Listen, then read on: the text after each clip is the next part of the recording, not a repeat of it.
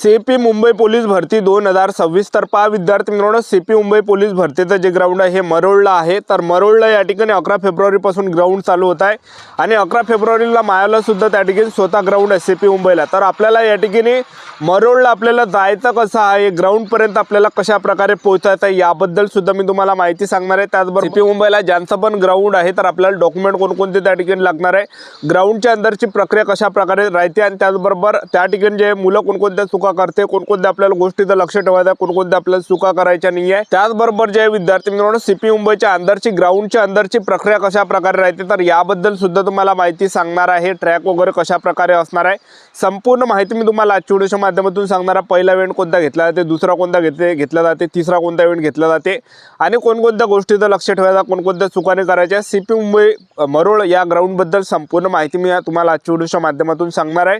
आजचा व्हिडिओ खूप महत्त्वाचा होणार आहे, व्हिडिओ शेवटपर्यंत बघा आणि व्हिडिओला आताच लाईक करा। नमस्कार विद्यार्थी मित्रांनो, माझी नोकरी कॉर्नर यूट्यूब चॅनलवर मी गोपाल अनखळे तुमचं सर्वांचं सहर्ष स्वागत करतो। तर मित्रांनो, व्हिडिओचा थंबनेल बघून तुमच्या लक्षात आलं असेल की आपला व्हिडिओ कोणत्या टॉपिकवर होणार आहे। व्हिडिओ सुरू करण्याच्या आधी आपल्या यूट्यूब चॅनलला सबस्क्राइब करा, जेणेकरून प्रत्येक भरतीची अपडेट तुमच्यापर्यंत सर्वात आधी पोहोचेल। जास्त करून सीपी मुंबई पोलीस भरतीच्या रिलेटेड जास्त व्हिडिओ आपल्या चॅनलवर अपलोड करत असताना 10वी 12वी पास भरतीच्या रिलेटेड जास्त व्हिडिओ आपल्या चॅनलवर अपलोड करत असतो।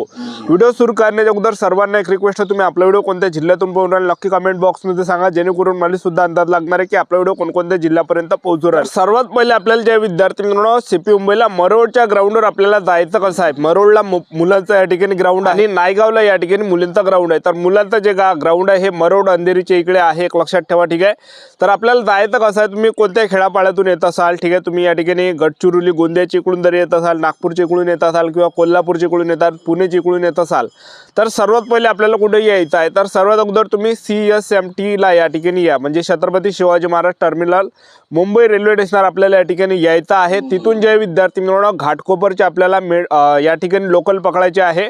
तर 10 रुपये तिकीट राहते, तर आपल्याला घाटकोपरची या ठिकाणी ट्रेन पकडायची आहे, लोकल पकडायचे आहे। लोकल त्या ठिकाणी चालूच राहते, भरपूर काही असे त्या ठिकाणी नालोसोपारा झालं, त्याचबरोबर अंधेरी झालं, ठीक आहे, त्याचबरोबर जे असे विविध कल्याण झालं, असे विविध जे विद्यार्थी मित्रांनो रेल्वे स्टेशन आहे तिथून, ठीक आहे। तर आपल्याला CSMT ला या ठिकाणी छत्रपती शिवाजी महाराज टर्मिनल या ठिकाणी मेन रेल्वे स्टेशनवर सर्वात अगोदर तुम्हाला यायचं आहे। कोणत्याही जिल्ह्यातून तुम्ही येत असाल तर पहिले तिथं आले, तुम्ही छत्रपती शिवाजी महाराज टर्मिनल पाशी आले तर तिथून तुम्हाला जे विद्यार्थी मित्रांनो लोकल पकडायची आहे घाटकोपरची। 10 रुपयाची तिकीट फाळून घ्यायची, 10 रुपयाची तिकीट भेटते, ठीक आहे। तर घाटकोपरची आपल्याला तिकीट काढायची आहे, तर घाटकोपरले आपल्याला यायचं आहे लोकलनं तुम्ही घाटकोपरले उतरले तर घाटकोपरले उतरल्यानंतर तिथून आपल्याला घाटकोपर पाशी जे विद्यार्थी मित्रांनो थोडाफार खाली उतरायचं आणि तिथं जे विद्यार्थी मित्रांनो मेट्रो रेल्वे आहे, मेट्रो आहे, तर आपल्याला मेट्रोनं या ठिकाणी जायचं आहे। तर मेट्रोनं डायरेक्ट मरोळला जे विद्यार्थी मित्रांनो मेट्रो जाते, एक लक्षात ठेवा। तर तिथून तुम्ही या ठिकाणी घाटकोपरवरून तुम्ही या ठिकाणी मेट्रो पकडा आणि घाटकोपरवरून डायरेक्ट मरोळची मेट्रो पकडा, ठीक आहे। तर डायरेक्ट आपण मरोळमध्ये चाललो जाणार आहे। मरोळ नाकामध्ये आपल्याला त्या ठिकाणी उतरायचं आपल्याला आणि तिथून जे एक तर बस तुम्हाला भेटणार आहे किंवा ऑटो तिथून चालूच राहते, 10-20 रुपये घेऊन घेणार आहे, ठीक आहे। अशा प्रकारे आपल्याला जायचं। आता आपल्याला कोणकोणत्या गोष्टीचं लक्ष ठेवायचं आहे ज्यांचं सीपी मुंबईला ग्राउंड आहे।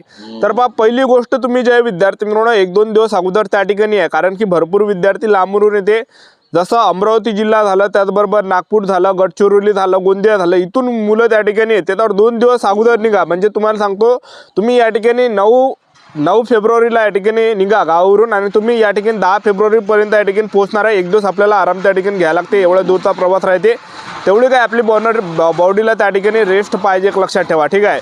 तर आपल्याला ग्राउंडच्या अंदरची जर प्रक्रिया पाहिली आपण तर जो काही आपल्याला टाइम दिलेला आहे 11 फेब्रुवारीला आपल्याला ग्राउंडवर या ठिकाणी जायचं आहे। 11 फेब्रुवारीला ग्राउंडवर डायरेक्ट जायचं आहे, मुख्यालयामध्ये ते ग्राउंड आहे। 11 फेब्रुवारीपासून सकाळपासून मुलांना गेटच्या अंदर एंट्री चालू त्या ठिकाणी राहते, सकाळी 5-6 वाजतापासूनच एंट्री देणं चालू राहते, ठीक आहे। सर्वात अगोदर आपल्याला गेटच्या अंदर एंट्री दिल्या जाणार आहे। गेटच्या अंदर एंट्री दिल्यानंतर फक्त आधार कार्ड आणि हॉल तिकीट त्या ठिकाणी चेक केलं जाते। हे 2 डॉक्युमेंट चेक करून आपल्याला ग्राउंडच्या अंदर बसवलं जाते आणि ग्राउंडच्या अंदर आपल्याला एका दिवशी तिथं जे 9-9 हजार विद्यार्थी बोलावले, तर जास्त वेळपर्यंत बसून ठेवलं जाते, एक लक्षात ठेवा। ग्राउंडच्या अंदर आपल्याला फळ फ्रूट सोबत सुद्धा नाही, कारण की ग्राउंडच्या अंदर जास्त वेळपर्यंत बसून ठेवलं जाते, बसू जे एनर्जी त्या ठिकाणी वेस्ट होते, एक लक्षात ठेवा। तर फळ फ्रूट वगैरे सोबत नसेल तर तेवढी काही एनर्जी शरीरामध्ये बरकरार आपल्या या ठिकाणी राहणार आहे, ठीक आहे। तर ह्या काही गोष्टीचं आपल्याला लक्ष ठेवायचं आहे। तर ग्राउंडच्या अंदर आपल्याला घेतल्यानंतर, ठीक आहे, हे डॉक्युमेंट पाहून आपल्याला ग्राउंडच्या अंदर एंट्री दिल्यानंतर त्या ठिकाणी ग्राउंडच्या अंदर बसून ठेवलं जाते। बसून आपल्या स्टार्टिंगला त्या ठिकाणी बॅगा चेक केल्या जाते, आपल्या बॅगीमध्ये काही इंजेक्शन वगैरे आहे का, झेंडू बाम वगैरे जरी काही असेल बाम वगैरे ते जप्त केल्या जाते तिथं सर्व, ठीक आहे। तर हे काही आपल्याला चेक केल्यानंतर, बॅगा चेक केल्यानंतर डायरेक्ट ग्राउंडच्या अंदर आपल्याला बॅगा तिथं ठेवायला लावते। बॅगा आपण ठेवल्यानंतर आपल्याला फक्त बसून ठेवलं जाते हॉल तिकीट। तर तिथे जास्त डॉक्युमेंट लागत नाही, फक्त हॉल तिकीट, आधार कार्डच लागते। पण तरी मी तुम्हाला सांगून देतो, सोबत न्या, ओरिजिनल डॉक्युमेंट न्या, सोबत झेरॉक्स न्या, जेणेकरून तिथं गेल्यावर वांदा झाला नाही पाहिजे। तिथं गेल्यावर त्यांनी झेरॉक्स मागितलं, मग कुठून तुम्ही आणसान, ठीक आहे, कोणते डॉक्युमेंट वेळेवर आणसान, तर हे काही आपल्या या ठिकाणी झालं नाही पाहिजे। तर सोबत जे डॉक्युमेंट आपल्याला न्यायचं, आधार कार्ड, 10वीचं मार्कशीट, 10वीचं बोर्ड सर्टिफिकेट, 12वीचं मार्कशीट, 12वीचं बोर्ड सर्टिफिकेट, टी शीट, त्याला शाळा सोडला दाखला सुद्धा म्हटलं जाते। शाळा सोडला दाखला जर नसेल तर बोनाफाईड न्या, कास्ट सर्टिफिकेट न्या, डोमिसाईल न्या आणि पासपोर्ट फोटो न्या, 5 ते 6 पासपोर्ट फोटो न्या।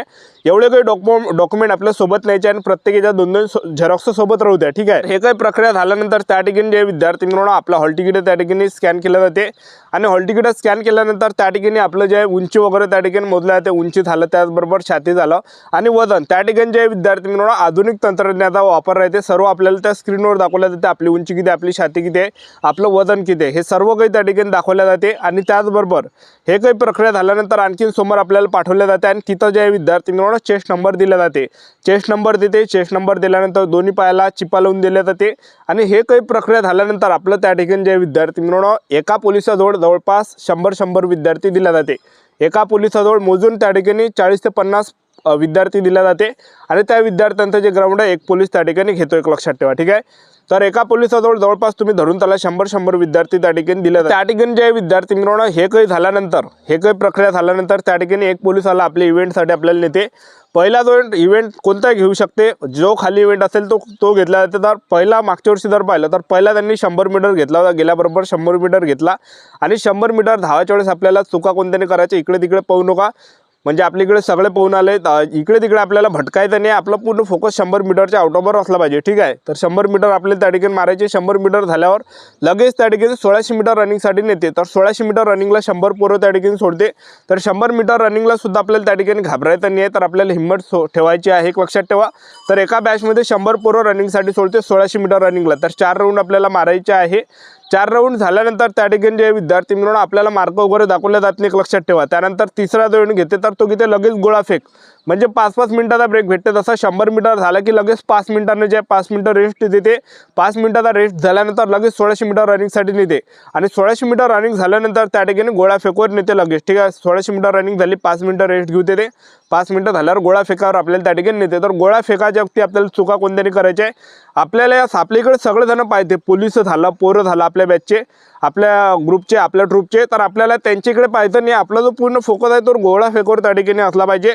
आपला पूर्ण जो फोकस आहे जो आउट ऑफ आहे, आउट ऑफच्या इकडे आपला पूर्ण फोकस ठेवा आणि आपली स्टेपवर तुम्ही या ठिकाणी लक्ष ठेवा। इकडे तिकडे तुम्ही या ठिकाणी लक्ष नका देऊ की आपल्या इकडे हे पोहून आले, ते पोहून आले। तर आपल्या मताने त्या ठिकाणी जशी टेक्निकनं तुम्ही फेकता तशा प्रकारे आपल्याला हिमतीन त्या ठिकाणी गोळा फेकायचा आहे। तर अशा प्रकारे ग्राउंडच्या अंदरची प्रक्रिया आहे सीपी मुंबईची, ठीक आहे। तर आपलं यूट्यूब चॅनल सबस्क्राईब करून ठेवा, वेळोवेळी अपडेट देत राहणार आहे। माझ्यासुद्धा ग्राउंड त्या ठिकाणीच आहे। आजच्यासाठी तर सांगतो, व्हिडिओ नेक्स्ट शूटमध्ये जय हिंद, जय भारत।